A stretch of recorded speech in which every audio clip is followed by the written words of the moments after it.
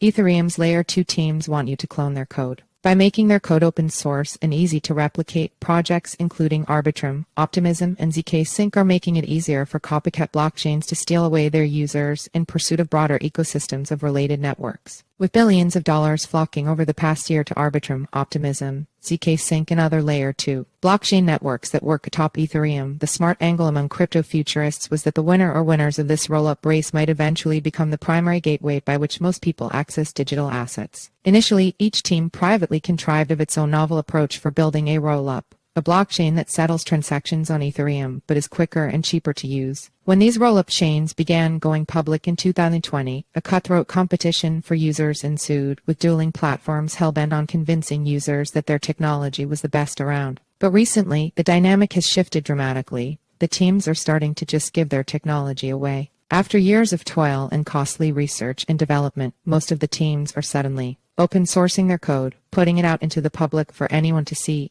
edit, and upgrade. And now, some rollup teams are even releasing free tools for developers to clone their code bases wholesale. Earlier this week, Matter Labs, the firm behind the zkSync Ethereum rollup, launched an SDK software development kit to help developers construct new blockchains using zkSync's code. This follows in the footsteps of Optimism and Arbitrum, two of zkSync's rivals, rolling out similar toolkits in recent months. By making their code open source and easy to replicate, ostensibly to appeal to crypto community norms and ideals, all of these Layer 2 teams are theoretically making it easier for copycat chains to steal away their users. This article is featured in the latest issue of the protocol, our weekly newsletter exploring the tech behind crypto, one block at a time. Sign up here to get it in your inbox every Wednesday. What's going on? Executives and industry experts say that the teams now see a future unfolding where there will be many Layer 2 blockchains, possibly sharing liquidity and linked by common technology, mini ecosystems termed superchains or hyperchains. The goal is subtly shifting from building the networks to providing the underlying technology. The teams may be hoping to lay the groundwork for new blockchain ecosystems in which they are uniquely positioned to capture a big chunk of the value. Today's incumbent Layer 2 platforms won't fall by the wayside in this new model. You can think of these new chains as additional distribution channels. Other chain developers will market their chains and get more developers, but essentially, liquidity still flows back to the L2, said Anurag Arjan, a Polygon co-founder who now runs the blockchain infrastructure firm Avail.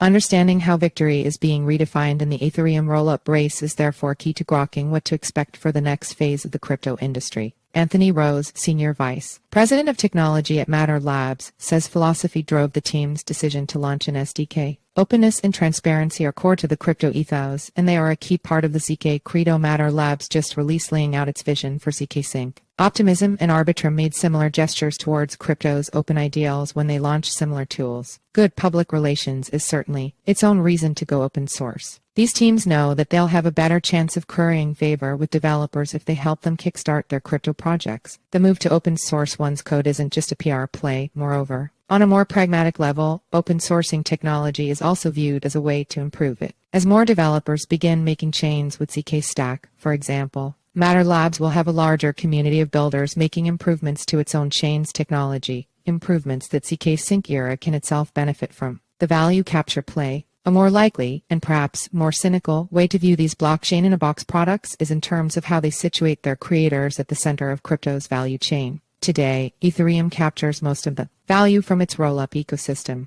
Layer 2 chains ultimately settle transactions on Ethereum and pay fees in Ether ETH, its native currency. As new ecosystems emerge based around specific rollup technologies, Layer 2 chains might have more of a shot at capturing some of this value themselves. Take Matter Labs and its zkStack as an example. According to Rose, the idea is to have this out-of-the-box toolkit for people to deploy hyperchains to be able to build what we're thinking of as this future Internet of Value, in which we have these connected permissionless systems. In this future Internet of Value, Matter Labs says zkSync era will be just one among many compatible blockchains. As it stands now, though, era is the chain with the most liquidity, the largest number of builders, and the greatest number of platforms already on its network. New blockchains that launch using the zkStack could just clone zkSync to compete with it, but they're more likely to rely on era for its liquidity and interoperability tech. They will absolutely try to control the interoperability, the solution there, suggests Arjun. The zkStack can be open source. Just take the stack and deploy it. But if you really want to tap into the liquidity of zkSync era,